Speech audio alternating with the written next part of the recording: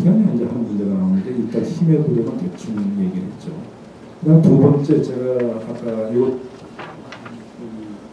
돌려드렸죠. 한국점이고 중국점 이걸 왜 돌렸냐면 일기에 그냥 신문에서 보도한 거면 여러분한테 돌려드리지 않았어요. 근데 5일 전에 미국 시카고에서 전미 경제학회가 열렸거든요. 이게 1년에 한 번씩 열립니다. 그런데 세계에서 제일 큰 학회입니다. 그러니까 전미 경제학회는 경제에서 만나뛴다는 사람 다 세계적에서 여기 모여있는 사람 노벨상 수상자를 뽑으면 한 20-30명이 됐거든요. 그런데 이 사람들이 이번에 다 원하는 게 중국이 경찰력한다. 중국이 경찰력한다는 뭐냐면 지금 현재 상당률이 약 연평균 9% 정도거든요. 9%인데 지금 경제 분석으로는 9%가 유지하기가 어렵게 돼 있어요. 약 한 20년 이상 9%를 유지하는데 전 세계 역사에서 20년 이상 9%를 유지하는 국가는 한 국가도 없습니다. 그래서 한국만이 유일하게 25년 끌어가는 게 유일해요. 근데 왜 이게 이제 경찰력이 된다고 보냐면 불균형 성장을 했어요. 이거 좀 전문 용어인데 약간 복잡한 내용인데 중국이 지금 하고 있는 거는 자본을 일단 투입을 해요. 때려박는다는 얘기죠. 자본 중심으로 때려박아요. 그러니까 공장 짓고 뭐 도로 짓고 철도 짓고 이런 식으로 때려박아요. 그리고 여기서 생산되는 건 무조건 수출을 합니다. 왜냐하면 국내는 지금 수요가 부족해서 수요가 안 돼요. 수출을 해요. 그 다음에 거기서 외화벌이 해가지고 다시 또 때려박아요. 이렇게 되면 무슨 문제가 생기냐면 첫 번째 이게요. 지금 중국 얘기를 하지만 일본, 한국이 몽땅 걸려있는 똑같은 문제입니다. 중국이 좀 심각할 뿐이지. 우리나라도 더 이상 성장 못합니다. 절대적으로. 왜냐하면 불균형 성장을 했기 때문에 이 불균형이 균형으로 잡힐 때까지는 대가를 치러요. 근데 지금 현재 일본의 예를 보면 우리가 그 대가를 50년을 치를지 100년을 치를지 아무도 몰라요. 아주 곤란하게 돼 있어요. 지금. 우리 경제 안 돌아가죠? 여러분들도 맨날 그렇죠? 실업 잡는다, 뭐 한다. 이게 불균형 성장의 결과예요. 역사적으로 보면은 박 대통령 시절에 했던 불균형 성장의 왜곡은 우리가 몽땅 다 갚고 가야 돼요. 공짜로. 빨리 성장을 했는데 거기에 반대겠군 앞으로 지금부터 약 50년 정도는 갚고 가야 됩니다. 그냥 그러니까 지금 앞으로 우리나라 사람들이 받아들여야 할 거는 저성장을 받아들여야 돼요. 앞으로 3% 이상 성장한다는 것까지 말합니다. 3% 이상 성장은 뭘 조작을 한 거예요. 틀림없이. 환율을 조작했거나 뭐 이런 것들. 환율 조작. 경제는 뭐 환율 조작한 거 뭐 있습니까? 아무것도 없죠. 환율 조작해서 수출 늘렸죠. 그러니까 대기업 중심으로 수출은 늘어났는데 고용은 안 늘어나죠. 그죠? 난리가 났죠. 이 양반이 지금 이제 알아요. 후유증을. 올해부터 주저앉죠. 다시. 그럼 조작을 했습니다. 조작을 하면 바꾸는 거 아니에요. 이런 식이에요, 지금. 근데 중국 같은 경우는 그 조작과 왜곡 정도가 한국과 일본과 비교할 수 없을 정도로 심하죠. 왜냐하면 우리나라는 이후에 어떻게 됐든 민주주의 사회예요. 그 다음에 처음에 이승만 대통령 출발 때서부터 우리는 민주자본주의 국가였어요. 서구 수준은 아니었지만. 근데 이건 출발이 공산주의예요. 이 공산주의 일당 독재가 아직까지 그대로 있어요. 단지 경제 돌아가는 거에 상당 부분이 자본주의로 돌아간다. 이렇게 되면 무슨 문제가 생기냐면 국가가 거의 모든 걸 지시를 해요. 그러니까 우리가 말하는 시장 원리대로는 이 경제가 안 돌아가요. 안 돌아가면 여러 가지 자본주의 경쟁에 따르면 그게 이제 불균형 왜곡 성장인데 그럴 경우에 터집니다. 그래서 지금 현재 미국 학계에서 왜 연구를 안 하고 있습니까? 이 나라가 언제 터지나. 지금 다수 사람은 2014년에서 15년 얼마 안 남았습니다. 2014년에서 15년에 터질 가능성이 높아요. 그거를 올해 미국 경제학회에서 본격적으로 조명을 했다 해서 해외여행으로 합격해서 뽑습니다. 그러면 이제 이게 터진다는 게 뭐냐면 지금 9% 정도 경제 성장이죠. 7% 내지 6% 이하로 경제 성장이 떨어지면 터지는 거로 봅니다.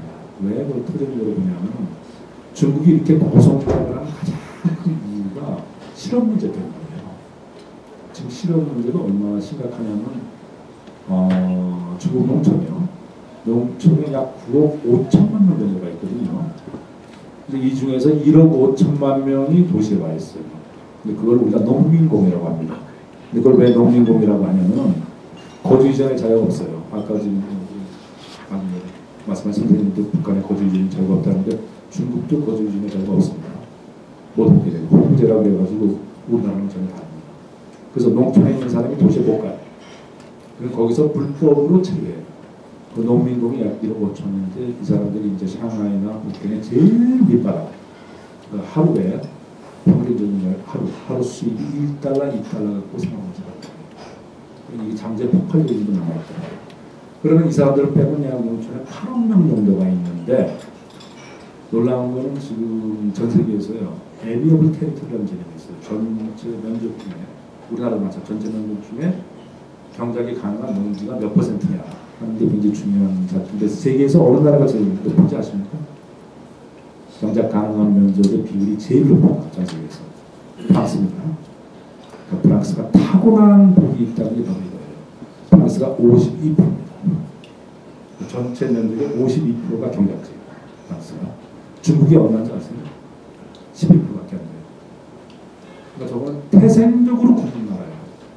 뭐 하여간 유효화를 불문하고 13억의 인구가 있다면 태생적으로 굶는 나라예요. 땅이 없어가지고. 땅이 11%니까 89%가 경작지가 아니에요. 굶어져요, 사실상. 근데 이 경작지에 무려 8억 명이 있다고요. 근데 지금 WTO의 환산을 보면 미국의 경작 기술이요, 지금 대평원에서 이렇게 이런 기계식으로 하죠. 미국의 경작 기술을 중국에 대입하는 경우 중국 농촌 인구가 6천만 명 정도. 그러니까 그 얘기는 7억 4천만이 미국 기준으로는 사실상 실업이에요. 아시겠죠? 그래서 고성장을 하는 거예요. 무리의 무리를 따르더라도 이걸 놓칠 수가 없는 거예요. 근데 이게 저성장으로 떨어지면 이제 고용을 못하거든요. 고용을 못하면 연가에서 터질 가능성이 있죠. 그러니까 중국 지도자도 골치가 아픈데 이게 문제가 생기는 거 알죠. 이 고성장을 계속하면 경제가 왜곡되고 불균형 성장이 되고. 그러니까 불균형 성장의 개념은 이렇게 이해하시면 돼요. 왜냐하면 두 가지를 보는데 지금 현재 중국 같은 경우는 돈을 빌리든가 아니면 저축을 하든가 아니면 외국에서 무역 흑자를 해든가 해서 이 남은 돈은 무조건 투자를 해요. 악적 투자를 해요. 투자해서 물건을 만들어서 외국에 또 빨리 팔고 그 반 정도는 고용외국자인데 그게 이제 철도 항만 이런 거 막 공사하죠. 그죠? 고속철하고 뭐 120개 대도시 시킵니다. 이런 게 다 그거예요. 그래서 이거를 투입 중심, 투자 중심의 경제 성장이라고 해요. 그러니까 지금 현재 중국 경제 같은 경우 전체 GDP에서 이 투자가 차지하는 비율이 약 52%고 소비가 차지하는 비율이 40%밖에 안 돼요. 근데 미국 같은 경우 선진 미국은 어떻게 되냐면 투자가 차지하는 비율이 10%에서 15% 사이고 나머지는 다 소비가 차지해요. 그러니까 선진국 모델은 소비 중심으로 물건이 팔리면서 성장을 해야 돼요. 근데 얘네는 소비가 안 되니까 그거를 대신 돈을 모는 메커니즘인 거죠. 그 투자 투입 중심의 경제 성장이라고 하는데 이렇게 되면 왜곡이 돼요. 그럼 우선 국내 내수시장이 발달이 안 돼요. 또 우리나라도 대표적인 게 지금 내수시장이 발달 안 되는 이유가 있고요. 이렇게 되면 뭐냐면 수출만 하다가 외부 여건, 미국이나 유럽 경제가 나빠지는 직격탄을 받게 돼 있어요. 그래서 이 불균형 성장의 결과가 이겁니다. 두 번째는 자꾸 이제 물건만 만드니까 이런 거 만들어서 팔잖아요. 그리고 제조업이거든요. 싼 제조업에서 이걸 만들다 팔다 보니까 서비스 산업이 완전히 뒤쳐져 있어요. 우리나라도 가장 심각한 문제가 일본도 마찬가지입니다. 서비스 산업이 발달이 안 돼 있어요.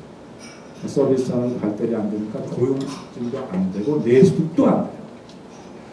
이 상황에서 이게 불균형 성장이에요.